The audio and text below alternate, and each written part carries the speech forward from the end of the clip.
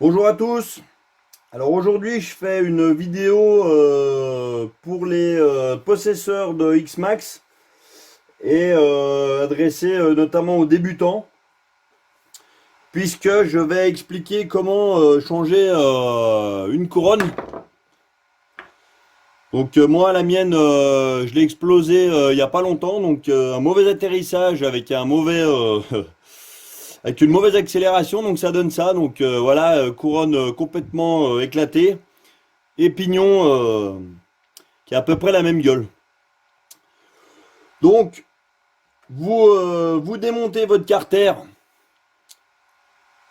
où il y a cette inscription. Vous avez deux petites vis ici et ici. Vous démontez ça. Vous démontez le petit carter gris avec les quatre vis.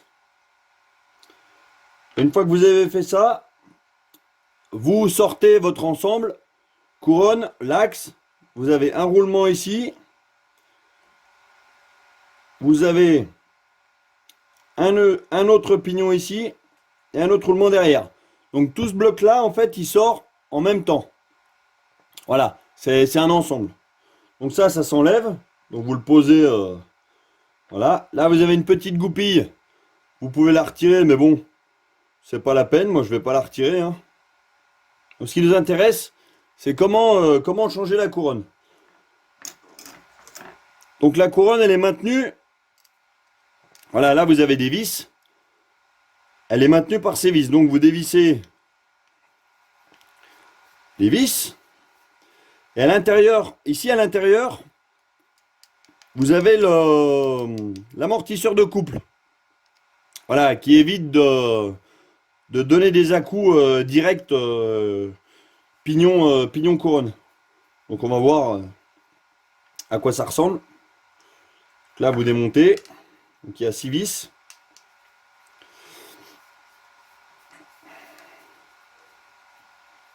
Hop.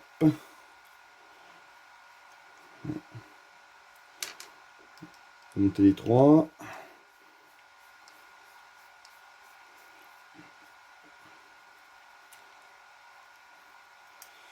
Voilà.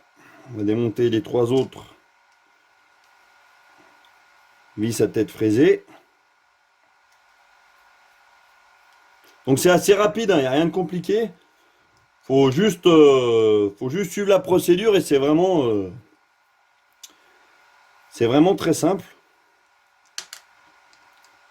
Bon bah moi j'ai pas eu de bol, hein. Le pire c'est quand on atterrit sur les 4 roues en même temps puis qu'on accélère, donc voilà ce qui se passe. Ça éclate. Donc une fois que vous avez démonté les vis, vous les mettez de côté dans une petite boîte où vous êtes sûr de ne pas les perdre parce que c'est tout petit. Vous sortez, vous ouvrez l'ensemble. Donc vous allez vous retrouver avec ça. Donc ça c'est le système d'amortisseur de couple. Donc vous avez un patin en caoutchouc et vous avez votre pièce. Alors, on va démonter. Ah bah tiens, bah vu la gueule qu'il a, je suis pas étonné que la couronne elle est cassée. Donc là, bah, on voit qu'il est bien mimé partout là, sur tous les contours. Donc, bah, coup de bol, j'ai le patin de remplacement, donc on va profiter de cette vidéo aussi pour remplacer le patin. Donc vous ouvrez, vous avez le patin, donc vous avez la petite rondelle, donc vous déposez. Vous avez le patin d'amortissement. Vous avez la petite goupille qui permet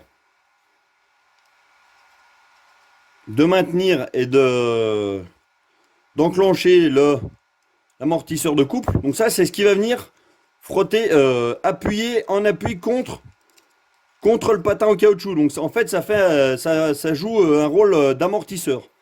Voilà. Donc ça, vous l'enlevez. Voilà. Donc une fois que vous avez fait ça, vous pouvez nettoyer un petit peu vos roulements, l'axe. Voilà, vite fait. Donc ça, vous laissez dans ce sens-là. Donc je vais aller chercher l'amortisseur de couple complet.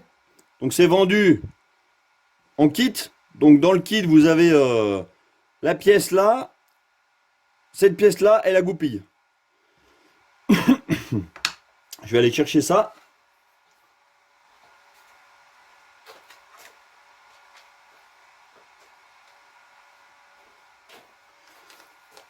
Voilà, donc c'est vraiment un coup de bol parce que je l'ai commandé il n'y a pas longtemps.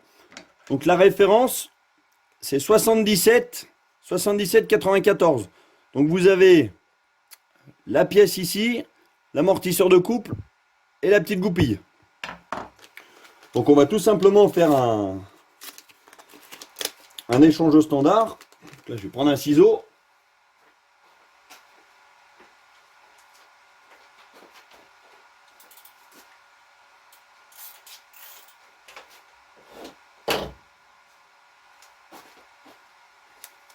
Voilà, donc là, je récupère mes 3 pièces.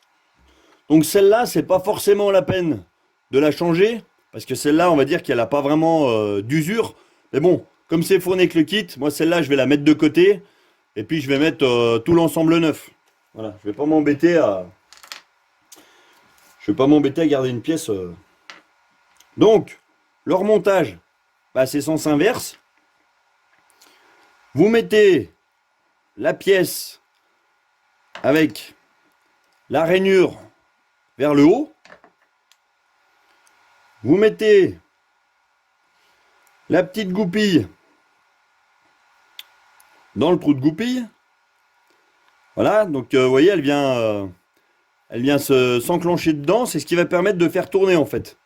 Voilà. Et ensuite, vous mettez le patin qui est tout neuf.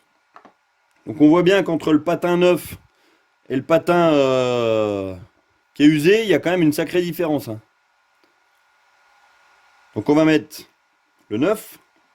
Donc ça, c'est à changer. C'est une pièce d'usure. Hein, c'est vraiment une pièce d'usure. Donc n'hésitez pas à la changer, ça coûte pas très cher. Voilà, et on vient replacer tout l'ensemble dans l'horlogement.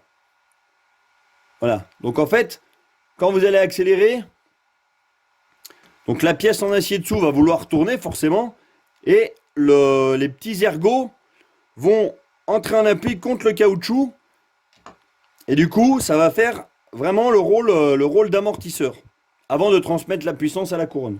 Pas à la couronne, avant de transmettre la puissance vers les roues. Voilà, pour simplifier. Donc une fois que vous avez fait ça, vous allez récupérer la partie ici de votre couronne usée ou cassée comme la mienne. Ça, vous pouvez jeter, hein, de toute façon, on ne peut pas en faire grand-chose. On va monter la même couronne. Donc ça, c'est la couronne d'origine qui équipe le X-Max quand vous l'achetez. Donc c'est une 54 dents. Voilà, donc la référence, c'est une couronne renforcée. Attention, ça existe une couronne en plastique, mais ça ne tiendra pas. Donc là, la référence, c'est la 6449X. Donc là, on va récupérer. Je vais chercher mes ciseaux. Encore une fois.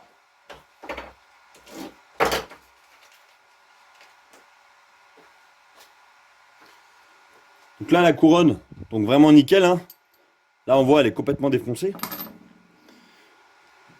Vous reprenez l'ensemble que vous avez monté tout à l'heure. Donc vous poussez à fond le roulement comme ça, vous le tenez. Vous le tenez comme ça avec les pouces, sinon ça va descendre. Vous replacez votre couronne dans les ergots. Alors il n'y a pas de... Il y a un sens, hein. Au contraire, j'allais dire une connerie. Il y a un sens. Donc là, vous avez vous avez l'empreinte. Donc l'empreinte vient se loger voilà, parfaitement dans les ergots. Voilà. Voilà, donc attention, il y a un sens. Ensuite, vous prenez l'autre morceau et tout simplement, vous venez le replaquer dessus. Donc normalement, il n'y a rien qui force. Hein. Ça doit s'emboîter comme papa dans maman avant l'accident, comme on dit. Voilà, une fois que vous avez fait ça, vous avez quasiment fini. Vous reprenez les vis de tout à l'heure. Faut peut-être que je prenne le bon tournevis, ça ira mieux. Voilà. Donc attention, vous avez des vis à tête bombée. Donc celles-là, c'est celles qui vont à l'extérieur. Donc là, je répète, hein, c'est vraiment une vidéo pour les débutants. Voilà. Donc vous approchez déjà les 3 vis, vous approchez déjà toutes les vis avant de venir les verrouiller. Voilà, donc là je l'ai approché, mais je l'ai pas serré à fond. Donc là je l'ai déjà pas monté la bonne vis. Voilà.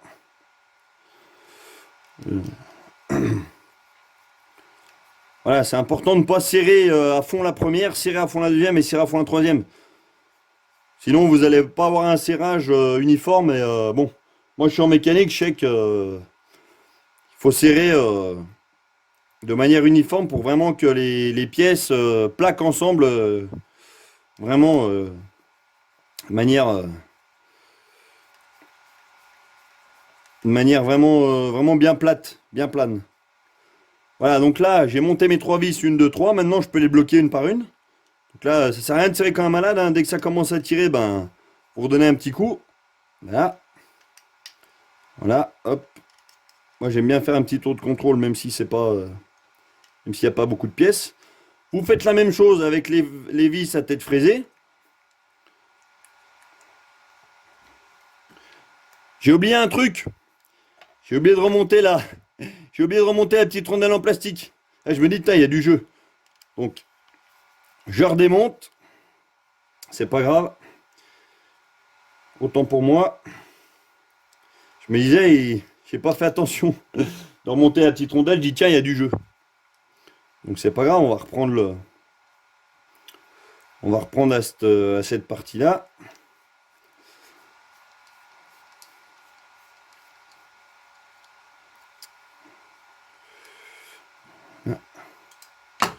On va enlever les vis.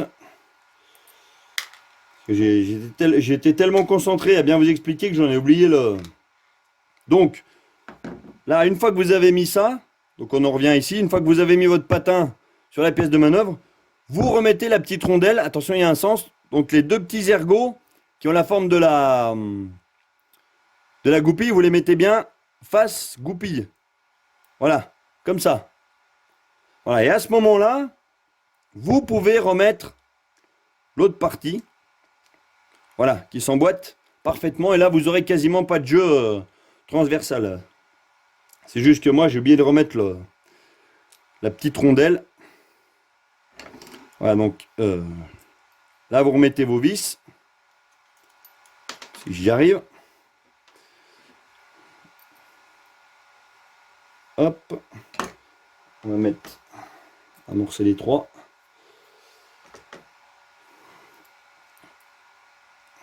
Voilà. Donc c'est vraiment très simple. Voilà, ça demande pas beaucoup d'outillage. Faut juste démonter les 2 carters, celui-là et celui-là. Vous sortez l'ensemble. Vous faites la procédure que je vous ai montrée.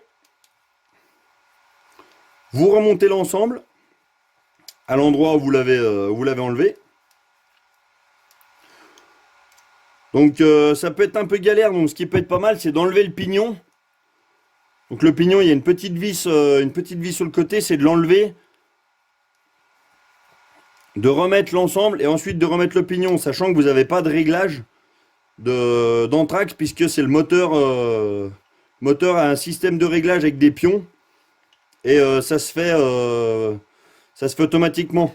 Voilà, le réglage de l'anthrax entre le pignon et la couronne se fait automatiquement.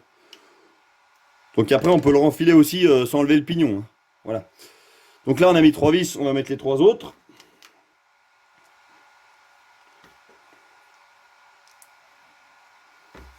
Ici.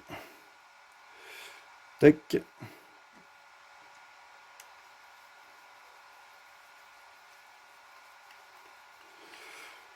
Hop, donc on approche les 3 vis, pareil. Voilà.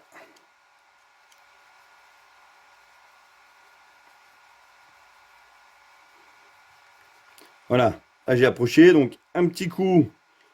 Vraiment.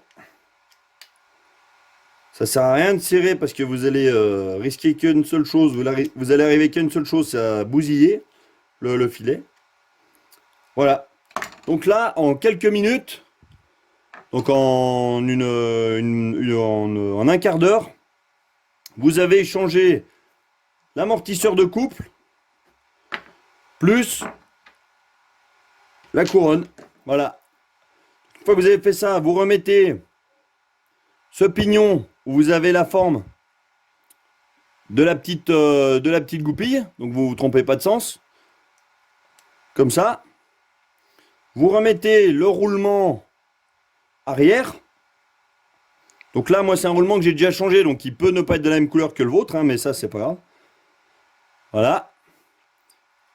Et vous pouvez remonter votre ensemble dans son logement. Alors surtout, ne pas mettre de graisse sur la couronne. Ne jamais mettre de graisse sur la couronne et sur le pignon moteur.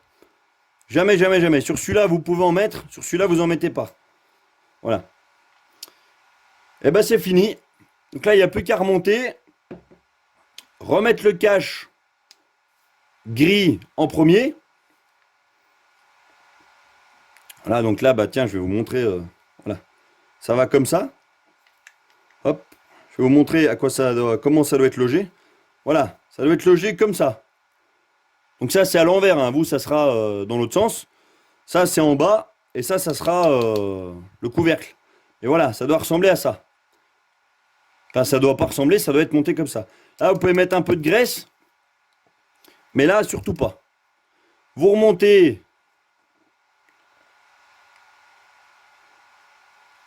tout l'ensemble. Vous mettez le carter par-dessus en vérifiant que les roulements tombent bien dans les gorges.